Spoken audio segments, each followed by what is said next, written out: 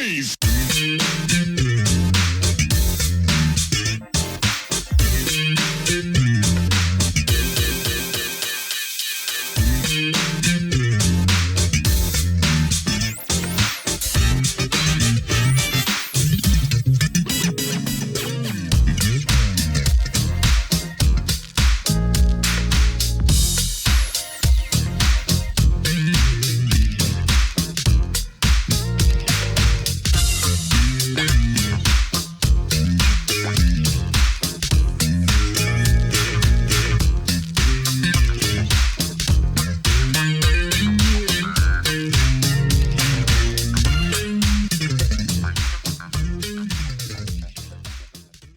Welcome back to the next part of this Truth and Rhythm episode. Be sure to subscribe to this channel. If you've already done so, please share it with friends. Also become a member by joining Truth and Rhythm on Patreon, or consider donating at funkinstuff.net. Thank you so much for your interest and support. Enjoy. Tackhead, did its thing, and you had all those other projects. How did you eventually cross paths, become part of Living Colour? The backstory of that starts with Duke Booty, the artist that wrote The Message. I was producing some songs for his solo record, Booty's solo record, and one song that Duke and I had wrote was a song called "Same Day Service," and it had a real tricky, it was like a real twisted kind of like intro. And then it went to this groove. So anyway, we did the song, and then Fletcher has his eye on what was going on in the downtown New York scene, the Knitting Factory, and all these other what was going on. So he was like, you know what, Doug, you heard of Vernon Reid? Yeah, I heard of Vernon. And I remember seeing Vernon briefly at a we'd bump paths in New York City and say hi. But he was like, yeah, man, let's get Vernon on this song to play a solo. It's cool. So Vernon came in and played the solo, and it was great, nailed it. So then fast forward, we became friends, and then Vernon would do these events in New York City where he put together a group of different musicians to perform at some events. And so he asked me if I wanted to play one of his events that he's doing, a bunch of musicians on. I said, yeah, sure. So I did that. And then Vernon would, he meets Keith and Skip, and I invited him to come over to Keith had a place on 14th Street that we all stayed there. It was really, all of us were kind of living there, and Vernon would come by and hang out with us, right? Because he was working at the Village Voice that was right not too far from there. He's a writer and doing certain things, but so he would come and sit around, hang out with us and chat. And we had, now it's 1984, and we got a loft, and we're practicing and everything. But that was kind of like the hang. So you come there, hang out, start talking certain things, chopping it up, and then we went to London, and came back. And Tackhead, we played him some of the Tackhead stuff, and Vernon loved it. He was like, "Man, this is crazy." Actually, it was Fats Comet when he heard Stormy Weather, because it was like, whoa, what's going on? So then Vernon became a huge fan, and then he just loved the band. So whenever we'd come and do a gig in New York City, and Vernon was like, hey, Doug, man, I love to play. Can I sit in? I like to play. So Vernon would come and sit in with us. So anyway, fast forward that, I remember when Vernon was thinking about putting Living Colour together, because that must have been like 1984. If I remember right, 83, 84, and he put together Vernon Reid's Living Colour, if I remember right at first, and it was with Jerry Allen on keyboards, if I'm right, and maybe even D.K. Dyson was one of the vocalists, and J.T. Lewis and Jerome Harris. It was different combination. I remember checking them out. So anyway. Here we are going back and forth to London, back to New York. And so fast forward. I get to audition for Mick Jagger's solo band. And Vernon is at the same audition as well. So I ended up getting the gig, and And then that first week, Mick comes up to me and he's like, "Hey, Doug, you heard about, Vernon's got a band, Living Colour. I've been hearing good things about him. Have you heard them?" I said, "Yeah, man. Matter of fact, they're playing in CDGBs. Why don't you go check them out?" That night. So why don't you and Jeff Beck go check him out? So he went to go see him, came back the next day, and Mick was like, "Dougie, I love the band. What do you think, man? I'd like to do something with him." I'm like, "Man, you're freaking Mick Jagger. You busted all these blues cats.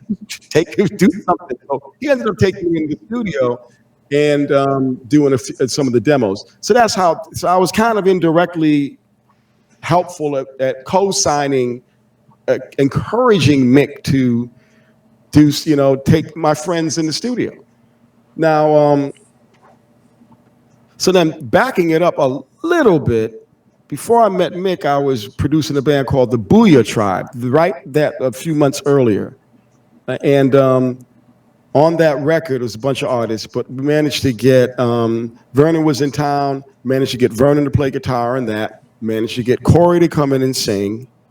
They were Samoan, right? The Booyah Tribe? Yeah, Samoans, yeah. Yeah, so got them to, so I was putting these pieces together is how it all came to be, just to give you a little backstory. Met Will, and I was trying to get him on the record, didn't happen. So anyway, long story short, I had finally met everybody, got, hanging out with them and stuff, because now they're on the second record. Now I get the gig with Mick. Now Mick is now taking, well, no, it's a little, I'm getting out of sequence. Get back to, I'm sorry, I'm getting out of sequence. That happened after. After when I did the audition for Mick, I got the gig, and then Living Colour does the record, and then they do that. And then fast forward, I see them again during the Time's Up tour, producing the Booyah Tribe, and get Corey on it and Vernon on it that summer of, I think it was like 91. So then I'm in London. I get a call from Will. Will is like, "Hey, man, a couple of months later after I saw them in LA, doing a bass change, doing an audition. You mind coming in the audition? Matter of fact, Doug, I'm going to be doing a drum clinic in London. I'll come and see you. We can have a chat." He came, and I went down to go see him. So I ended up going to New York, flying in. I only had about maybe a few days, because I was recording with, I think, Andy Lennox or somebody else. So I only had a small gap to fly into New York and fly back. So I learned a bunch of songs real quick and went in, and I always try to learn the hardest song first, the hardest stuff first. So I when I did the audition, they asked me, "What song do you want to do?" I said, "Time's Up." And everybody got quiet. And they were like, "Oh," I said, "What, did I say something wrong?" And he said, "No, man." Nobody else really wanted to do that song, and the other bass players. I'm like, "It's a great song. It sounds like a ballad to me. Let's do it." So we ended up playing it, And so long story short, they had a show in Brazil that was still in the books. They had to do that.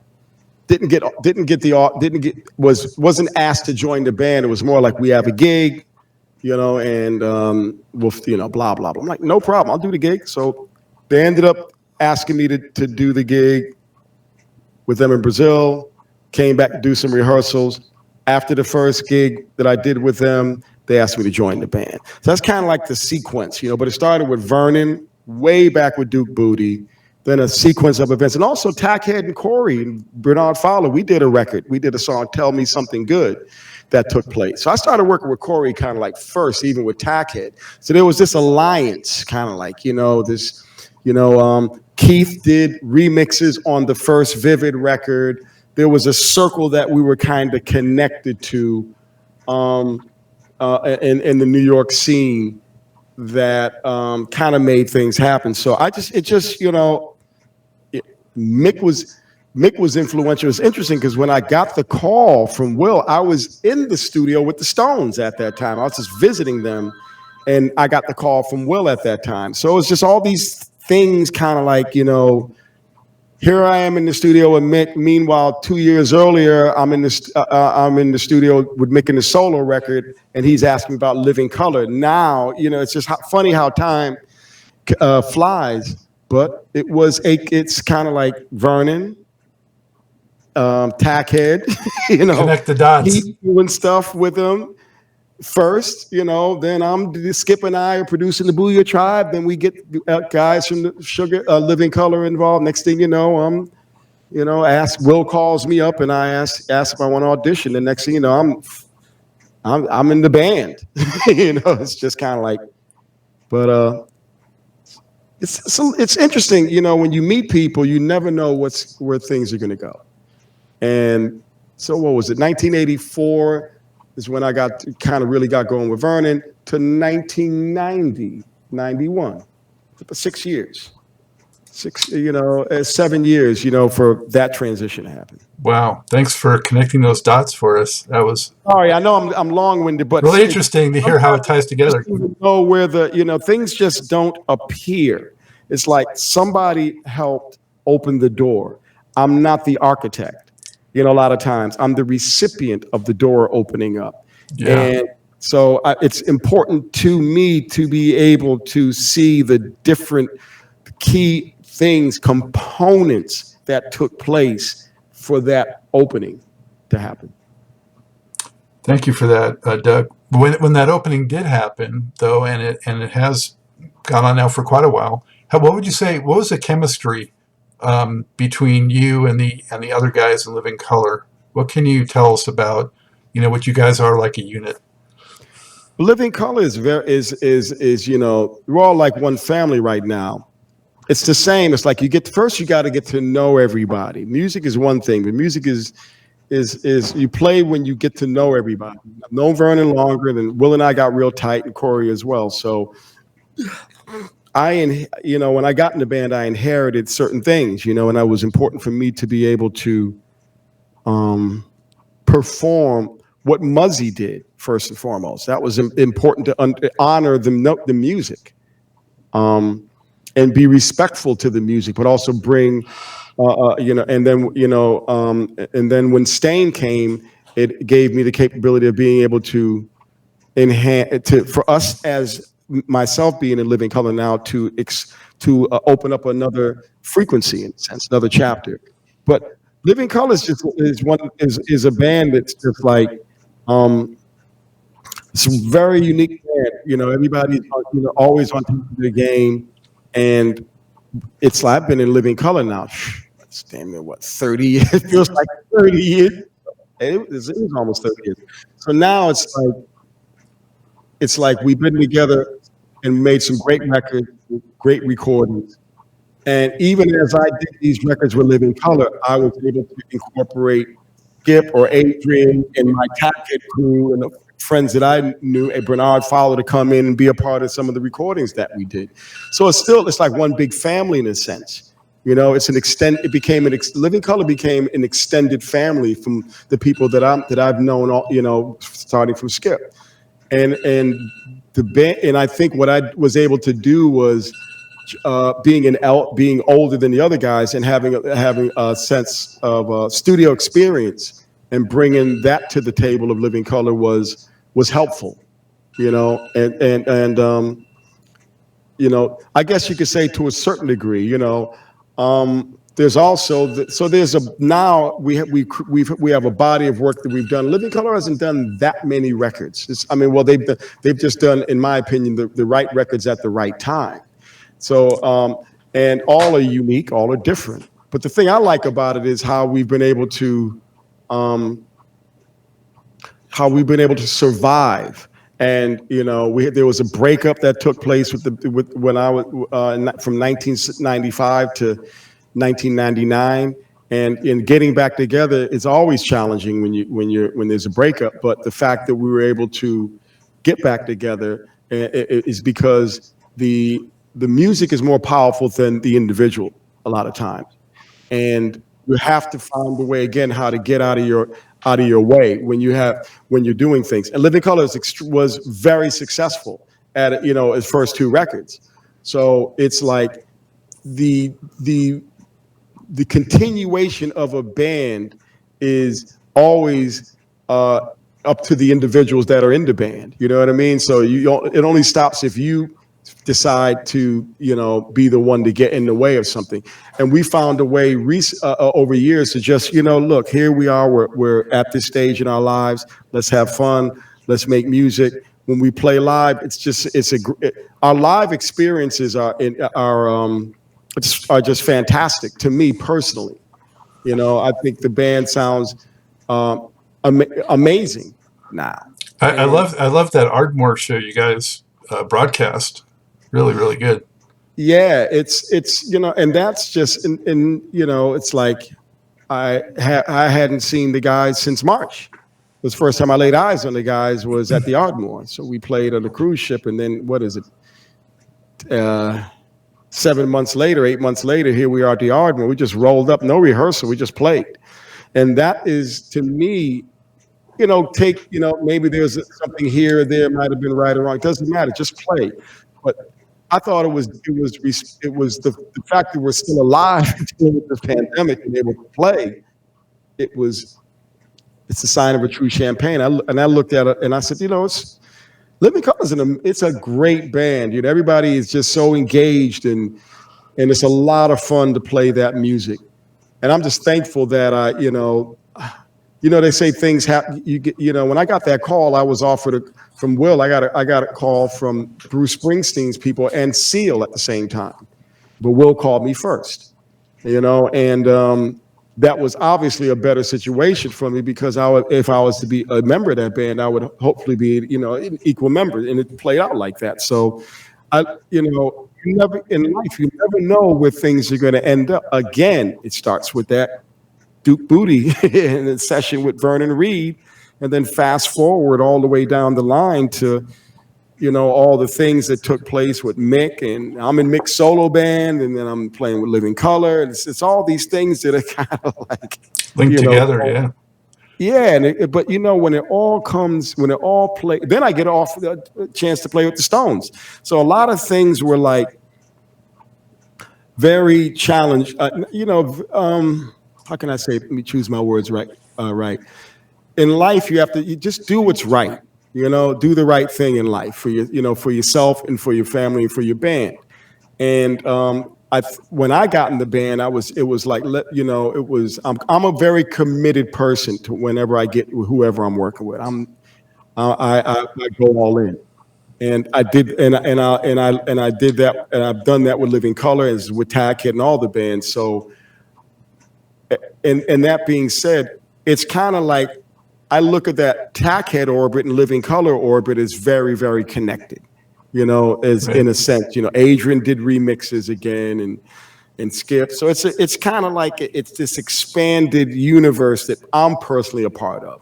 And I'm thankful that, I have enough, my friends trust me enough to be able to, at least Living Colour, to be able to suggest certain people to come in and maybe help out. And that's been and also to listen to what Vernon has to say, Corey or Will. It's what you got to do, man. And when you're in a band, you have to figure out how to listen, but also how to. And sometimes you got to take it. You got to go, man. This is tough, but what can I do to make it to help make things work? There's a lot of problems, but you just got to figure out the solution a lot of times. And with all bands that have been around for a while, like Living Colour for me, it's been 30 years of family and friendship. And you know what? But I'm so thankful I'm in the band, and I love being in the band, and I love the guys, and for me, my legacy lies in that my DNA is in Living Colour, as it is with a lot of other bands, Tackhead and everything else. But I've had a more shelf life and sustained movement with Living Colour than any of the other bands that I've been with over time, from playing live and recording. It's been Living Colour. Doug, when you talk about that DNA, what would you say are a couple of elements that are signature to your style and sound? Because you've been so versatile and chameleon-like and going through different types of styles, but what is a hallmark of your style, would you say, in your sound? I think for me, it's not about what I can do, it's what I need to do for the song and for the moment. and how to visualize when you're doing a product or a project or a record, how everything connects, how to make the connection. And it comes to making records. And you know, being around Sylvia Robinson and watching really experienced people, you know, just watching people. So as a bassist, I don't, I think of myself, I'm the last person that when I'm writing a song or doing some stuff, the last thing I'm really thinking about is myself. I'm more or less thinking about what can I do to make Will sound better, or Keith sound better, or Bernard singing sound better, or Skip. You know, I'm thinking about what is my placement? How do I glue these things together?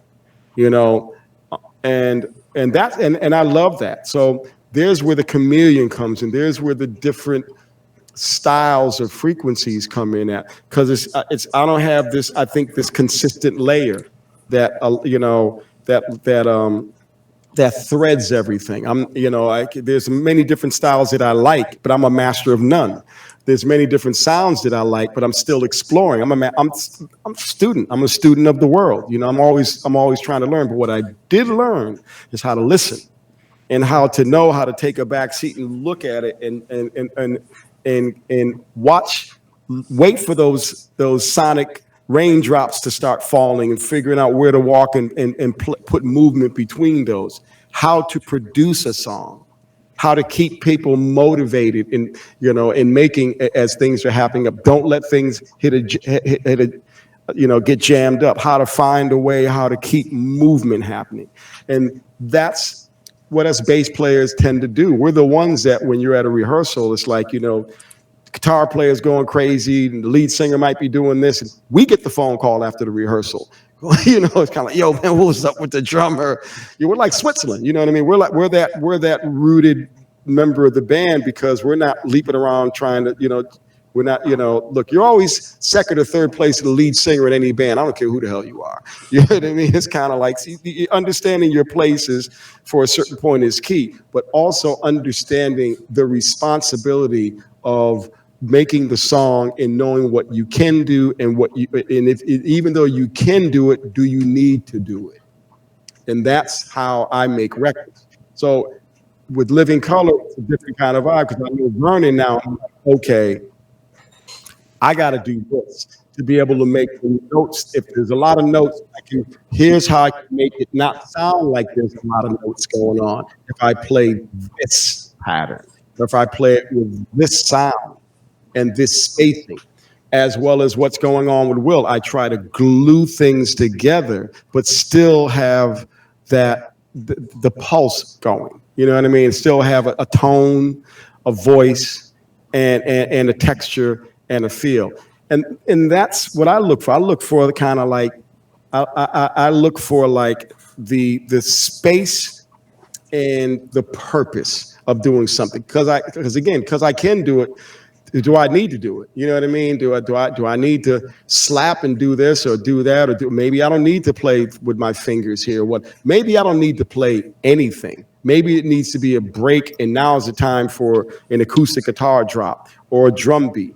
So my playing isn't about just playing bass. It's about playing the music and playing the song first, or what you know, or keeping things in motion until these clouds or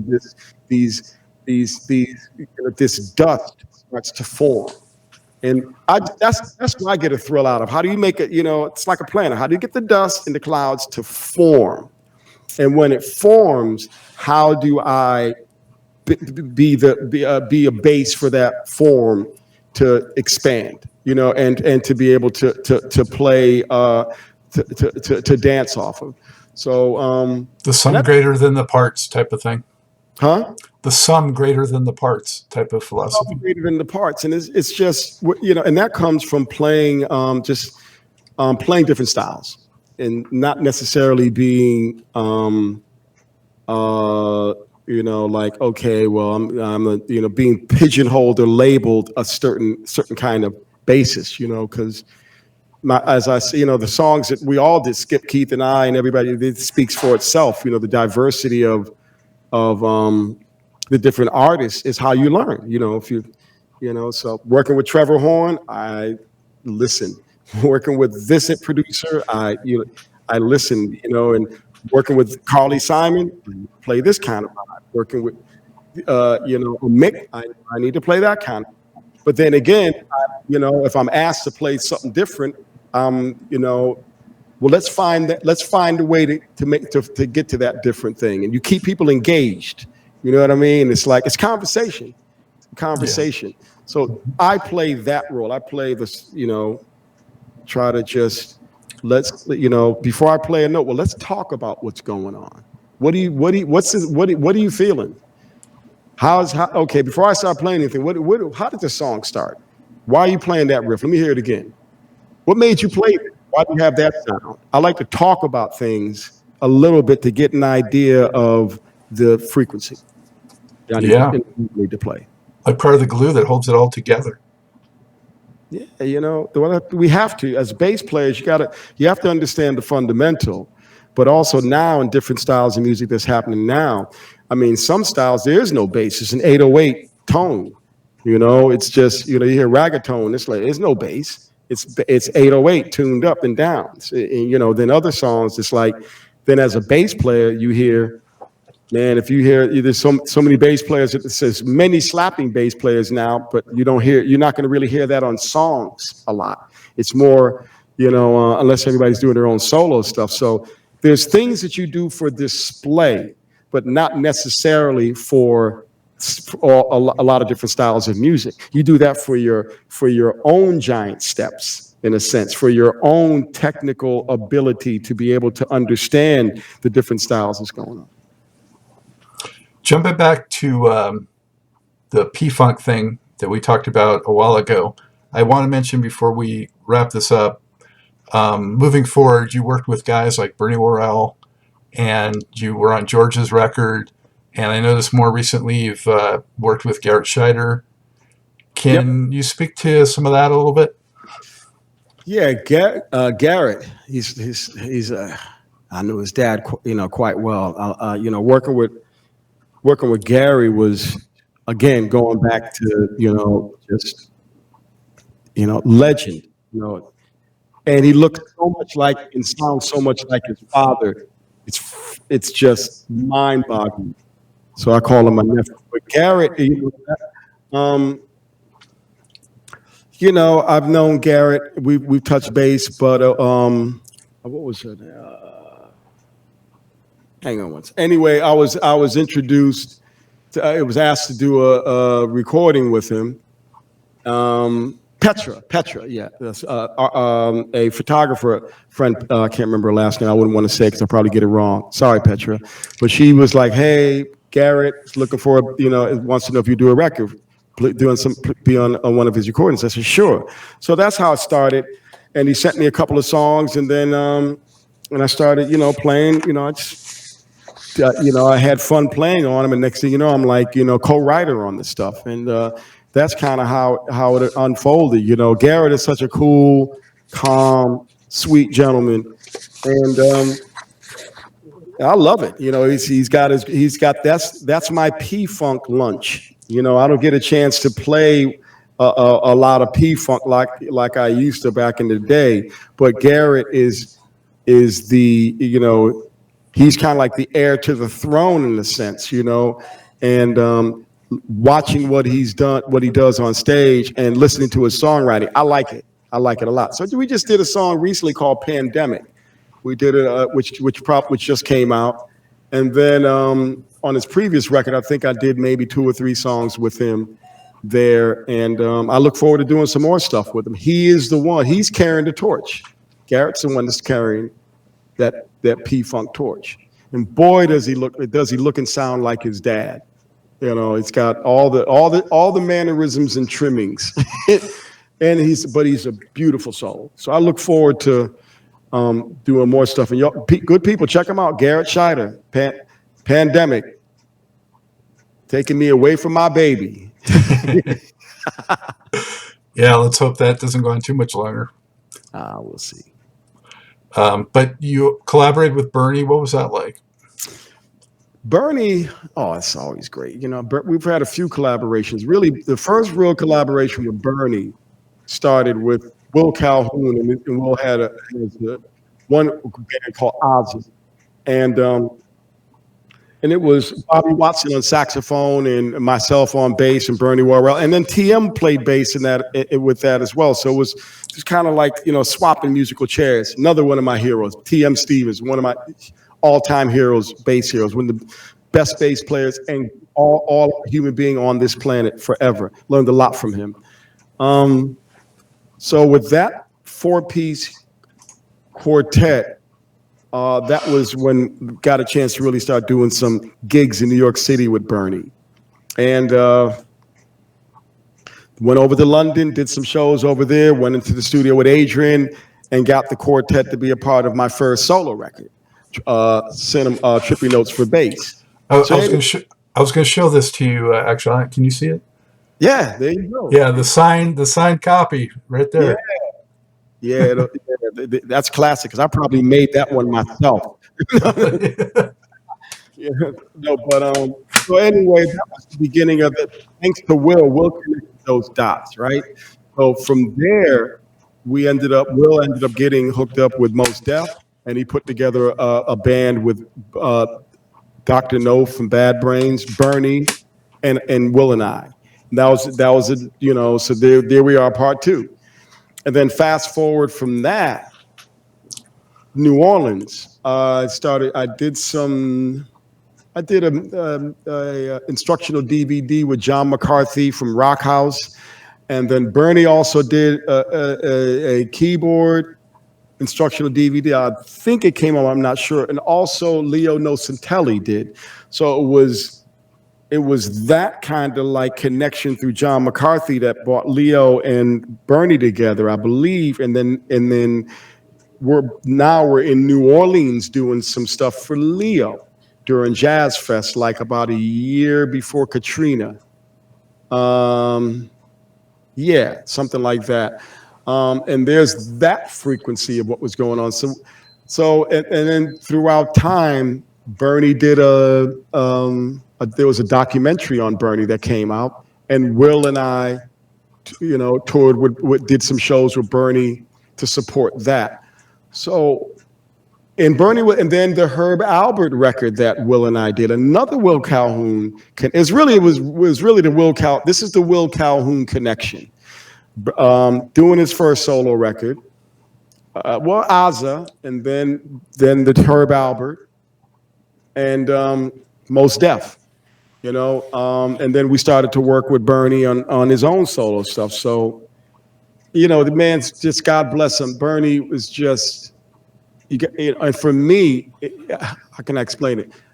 I'm like 19. I'm that kid listening to Bernie Worrell in 1970 to being on stage with Bernie Worrell, but also watching Bernie while Sugarhill was opening up for Parliament Funkadelic for 2 months straight on the Knee Deep tour. So it was like, again, it's interesting how things happen. A chapter opens, chapter. Start off as a little kid, like you said earlier, then you get to meet somebody that knows somebody. Then next thing you know, you're on stage with them. And Bernie was always humble. He was from when I first met Bernie, was get to hang out with him, was on the P-Funk tour.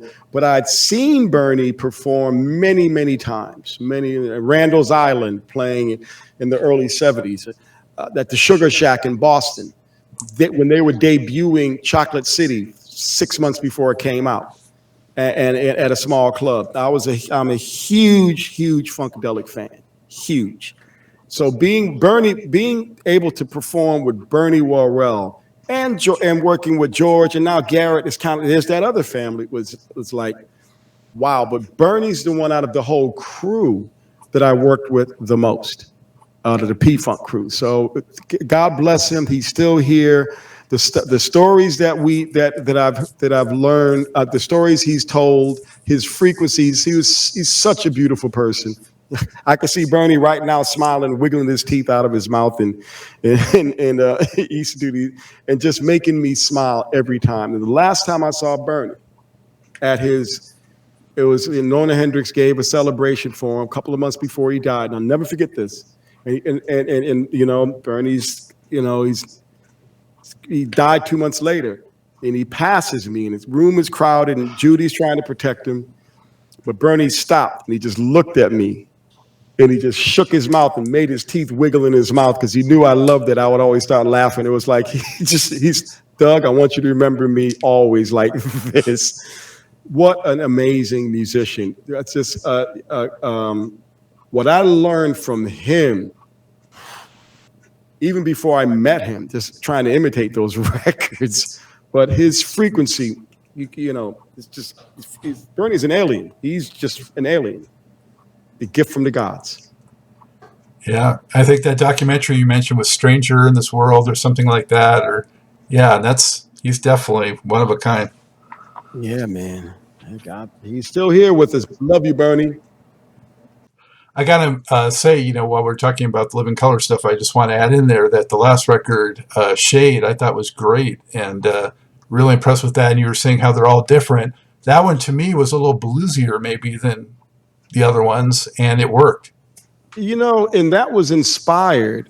Again, it's the inspiration. How that happened, I'll leave you with this. We were invited to play for Robert Johnson's 100th birthday celebration, a show that was taking place at the Apollo.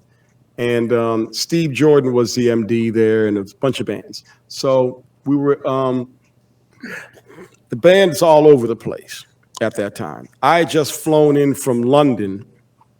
Corey's on the road someplace else. He's out with Galactic, I think. No, he was doing whatever. He might have been doing Jesus Christ Superstar or whatever. But he flew in, didn't have a chance to rehearse. So we're getting together on the phone saying, what song do we want to do? So we were like, okay. So we decided on a Robert Johnson song. So we said, okay. So he said, Preaching Blues. I can't even remember who brought that up. Might have been Will. I'm not sure. We just kind of swirled around. So we were like, cool. So then it was with no time to rehearse. So we start Diana, my wife and I, we started just downloading and Googling different versions of Preaching Blues, right? Just to have it, because we're walking in cold to the Apollo, no rehearsal, to do a song at the Apollo. You know what I mean? So it's like, okay, so we go upstairs. The band's rehearsing, the other artists are rehearsing, and Corey shows up and he gets there just in the nick of time. So I have about 4 different versions of Preaching Blues that from different recordings, different artists, Allman Brothers, Dwayne, this one, that. So we're listening to them just to get like a feel. So Corey goes, let's take that kind of vibe with that. All right, let's do it. So we just kind of just said, okay, that tempo, this vibe, whatever. So we went, no rehearsal. So we went downstairs and rehearsed the song. And all the other artists are there. And it was like magic. So and we just hit it. And it was like, it was just like this spirit hooked us up. It's kind of kidnapped us. Okay, we were like, what happened? Then we did the show that night, played it, and got a standing ovation at the Apollo. And then after the show, we were like, what just happened? Again, these are things that happen with bands. You know what I mean? You're in that, what are we going to do? We got to make another record, blah, blah, blah, blah, this, that. Still hesitant. So it was that performance of us at the Apollo that got us thinking, maybe, and Vernon started putting his thinking cap on, why don't we start to see what we can do to do our interpretation of different songs that's all connected to blues, whether it's a Marvin Gaye, What's Going On, or a Biggie Smalls, it's the form, whether it's the subject matter. Okay, what's similar with a lot of blues artists? A lot of them got killed. A lot of artists, not a lot, but some were there was murders, and this one got shot, and that one, so we tried to find a way to make a connection between the lyrics, the styles, the subject matter, the community. So it was interesting to have a Preaching Blues with a Biggie Smalls, Who Shot You, with a Marvin Gaye, what's going on? Both Biggie and Marvin both got shot. You know what I mean? And also the subject matter as poets and what they write is very, very deep to us. So, and that's what we did. We just kind of like, started to figure out the thread between the blues, the form, the songs, the subject matter, the times, and see if we can make that something. How do we voice that without waving a flag? You know what I mean? Because it's like, okay, you mentioned to somebody doing a blues record, and immediately maybe they start thinking about what they, like certain forms of blues.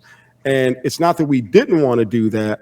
It's like, because we did. I mean, Preaching Blues our version is a pretty hard version of Preaching Blues, but it's a Living Colour version. A lot of other versions are crazy, are beautiful and hard as well. So we just wanted to play the songs and not overthink it, but then come up with something that can embody songs that could all make sense. And we all worked very hard on that album. I put a lot of time into that record as well. I really, my friend Andre Betts, who I work with Madonna, he produced those songs, and the band did. And, it took us a while to get the conversation to take place for us to come up with the songs and for those songs to all speak as a storyline, as something you can, a sonic audio book, an autobiography of different artists, and also Living Colour. We're part of that landscape as well. So I'm really proud of that record. I think Shade is a great record. Yeah, I think, that's one of my favorite versions, really, of Inner City Blues, as a matter of fact. So, but that was the last song we did on the record. Did it right. Yeah. So that's how it all came together. Yeah, congratulations on that, and I hope it doesn't take that many years for the next Living Colour project. But we're trying to figure that out right now, and hopefully that spark will come. With our Ardmore gig was a great gig. Let's see what the future. Let's see if we could stay healthy, and we could find a way to get together. And in the meantime, we're going to get something done, as long as we can, stay healthy and stay alive. Outstanding. How can everyone keep up with you, Doug? What do you recommend? Well, I'm found in the familiar places. You could check out. My wife has me on Twitter and on Instagram. I'm not really like blasting stuff a lot of times. I just try to do things at the right time that are saying the right things. But outside of that, I can give you my bank account number. You guys can, I'm trying to, no, I'm only kidding. No, but, hopefully you can find me on, you could reach out, I have a few different websites that are up. You'll find me. Just Google me and see where I pop up at. But mainly you can find me, on the recordings. Go check out some of the great artists that I've been fortunate enough to work with, and hopefully I did them some justice. You going to do more solo records too? Funny you should say that. Yeah, I'm actually working on some stuff right now. Let's see what happens. But I'm looking forward to, Tackhead. We have stuff on the horizon. Living Colour. Glad we're getting together with my Sugarhill guys, and we're doing. It's a lot of good things, that are on the horizon. Hopefully we'll weather the storm.